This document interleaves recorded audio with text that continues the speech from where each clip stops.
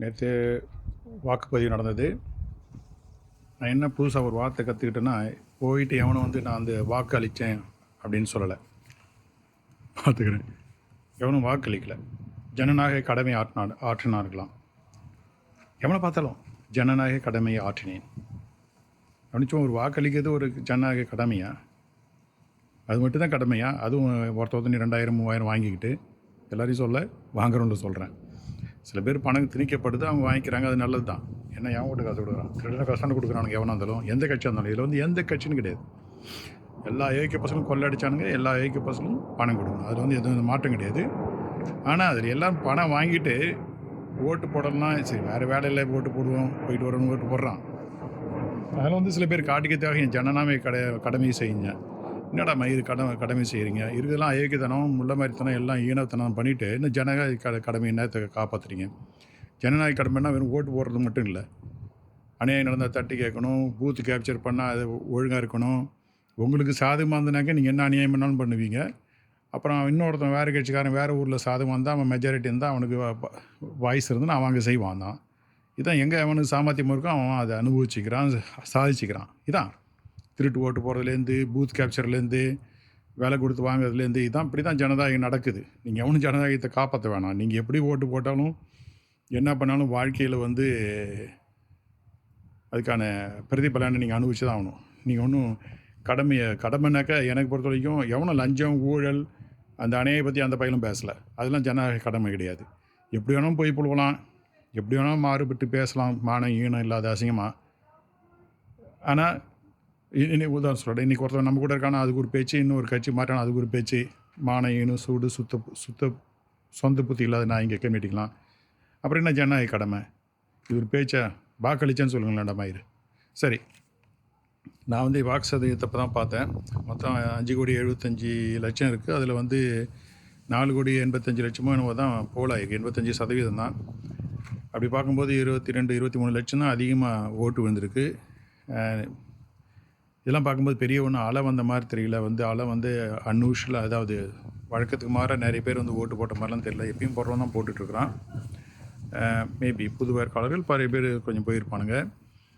இதில் வந்து பார்க்கும்போது கூட்டணி பலத்தால் நிறைய அந்த பாஜக இருக்கிற எதிர்ப்பால் இன்னும் திமுக ஆட்சி தான் வரும்னு நான் நினைக்கிறேன். அப்படி இல்லைன்னா ரொம்ப ஆச்சரியப்படுவேன் நான். அதுக்கு மேலே நான் சொல்ல விரும்பல. ஒரு தொகுதியிலும் எப்படி அவன் ஜெயிப்பான்னு எனக்கு தெரியாது. இருந்தாலும் நெய்வேலி தொகுதியை பொறுத்த வரைக்கும் சொன்னாங்க 166,770 ஓட்டு, இன்னும் கிட்டத்தட்ட 167,000 ஓட்டு. அது எப்படி போகும்னு கேட்டாங்க. நீங்கள் சொல்ல மாதிரி நான் ஊரில் இல்லை. அதில் வந்து 20,000 ஓட்டு வரைக்கும் மேலே அதிகமாக கூட வாங்கலாம் தமிழக வெற்றி கழகம். அப்படி பார்த்தா ஒரு 20,000 வச்சுக்கிட்டா கூட மீதி 147,000 ஓட்டு. அதில் ஒரு 7,000 10,000 ஓட்டு நாம் தமிழர் கட்சி, சீமான் கட்சி, அது 7,000 ஓட்டு வச்சு பார்ப்போம்னா 140 ஓட்டு, 40,000 ஓட்டு. மீதி கட்சிங்க நோட்டா மற்றவர்கள்லாம் ஒரு 10,000 ஓட்டு, அப்படின்னா 130,000 ஓட்டு. இது வந்து 120,000 ஓட்டாக கூட குறையலாம். அப்படின்னா அந்த 130,000 ஓட்டு அல்ல 120,000லேருந்து 130,000 ஓட்டில் யார் அதிகமாக வாங்குறாங்களோ, திமுக அதிமுக யார் அதிகமாக வாங்குறாங்களோ அவங்க வெற்றி பெறுவாங்க. எனக்கு ஒரு கருத்து இருக்குது, யார் வெற்றி பெறுவாங்கன்னா அதை பற்றி நான் சொல்ல வேண்டிய அவசியம் இல்லை, எல்லாம் தெரிய போகுது. சொன்னால் நிறைய பேருக்கு வருத்தமாக இருக்கும். அதனால் கவலை இல்லை.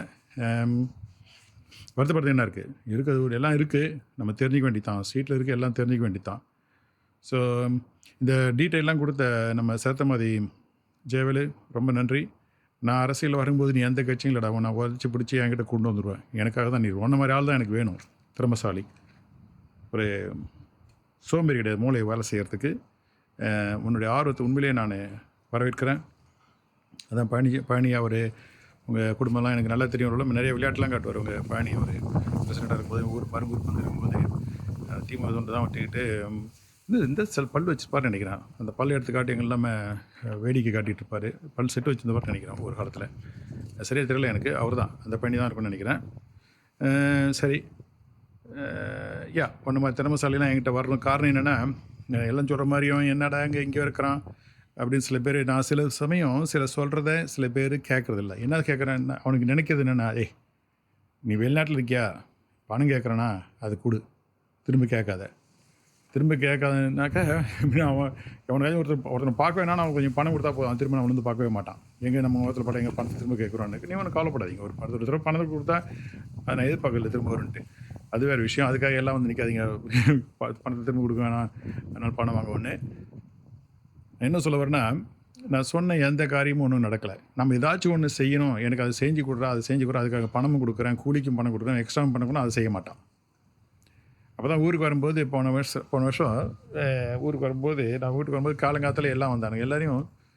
இல்லைன்னா சில பேர் எல்லாம் யாரையும் கொடுத்ததே கிடையாது. அதே மாதிரி நான் வந்து முட்டாள் கம்யூனிட்டி கிடையாது. நான் அறிவுகட்ட கம்யூனிட்டிலாம் வந்து என்னை வீணாக்குறானுங்கன்னா அதுக்கு நான் ஆள் கிடையாது. எல்லாம் வந்து வெளியே போங்கடா அப்படின்ட்டேன். காரணம் என்னென்னா, இந்த கம்யூனிட்டிகளும் செய்யறதில்லை, நம்ம நேரத்தை வீணாக்கி நம்மளே செய்கிறதையும் வீணாக்குவானுங்க. அதனால தான் எல்லாம் எட்ட வெளியே போகணும் அப்படின்ட்டு. ஏன் நான் இருக்கேன், என் ஊரில் நான் இருக்கேன், நான் ஒழிச்சிக்கிறேன். எனக்கும் தேவைப்படுவேன், எனக்கு நான் சொல்கிறது செய்கிறவன் நான் வந்து அவனையும் வந்து இந்த என்ன சொல்கிறது பயன்படுத்திக்கல. நான் ஒருத்தவன் எனக்கு ஒன்று செய்கிறான்னா அதுக்கான ஊதியத்தை நான் கொடுத்துருவேன். ஆனால் அவன் திறம்பட எனக்கு செஞ்சு கொடுக்கணும். அதே மாதிரி இன்றைக்கி ஒன்று சொல்கிறோன்னு வச்சுக்க, நாளைக்கு வந்து செய்கிறேங்க நாளைக்குன்னா தலை காட்ட மாட்டானுங்க. என்னன்னா இன்னொரு 10 நாள் தான் இருக்கிறான், இவனை தலையை அப்படியே அப்படியே மௌஸ்துதி மாதிரி பாடிட்டு ஓடிடுவோம், அப்புறம் எங்கே வர போகிறான் அப்படின்ற மாதிரி நினைப்பு. அது பற்றி எனக்கும் உங்களுக்கு ஒரு கால்குலேஷன் இருக்குன்னா எனக்கு ஒரு கால்குலேஷன் இருக்குல்ல. அதனால தான் நினச்சி பார்க்குறது. இந்த மாதிரி நம்பகத்தன்மை இல்லாத சொல்கிறத செய்யாத கம்யூனிட்டிங்கெலாம் தேவையில்லைன்றது. அது எந்த இருந்தாலும் எந்த கம்யூனிட்டியாக இருந்தாலும். எதுக்கு சொல்லுவேன்னா, ஜெயவேல் ஒன்று மாதிரி ஆள் தான் எனக்கு வேணும். ஒன்று மாதிரி ஆள் திறமைசாலி, செயல்படுறவன் தான் எனக்கு ரொம்ப பிடிச்சிருக்கு. உன்னுடைய வெளிப்படைத்தன்மை அதெல்லாம் ரொம்ப அபூர்வம். ரொம்ப சந்தோஷம்டா, நல்லா இருங்க. வேறு ஒன்றும் சொல்கிறதுக்கு இல்லை, ஜஸ்ட் என்ஜாய் பண்ணிகிட்ருக்கேன். ஓகே.